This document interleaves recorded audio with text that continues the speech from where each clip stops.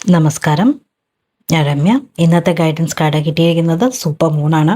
ഈ കാർഡ് പറയുന്നത് ഇന്ന് ഇമോഷൻസ് എല്ലാം കുറച്ച് സ്ട്രോങ് ആയിരിക്കും. മനസ്സിലെ ഫീലിങ്സ്, എക്സൈറ്റ്മെൻറ്റ് എല്ലാം കുറച്ച് സ്ട്രോങ് ആയിട്ട്, ഇൻറ്റൻസ് ആയിട്ട് ഫീൽ ചെയ്യാൻ പറ്റും.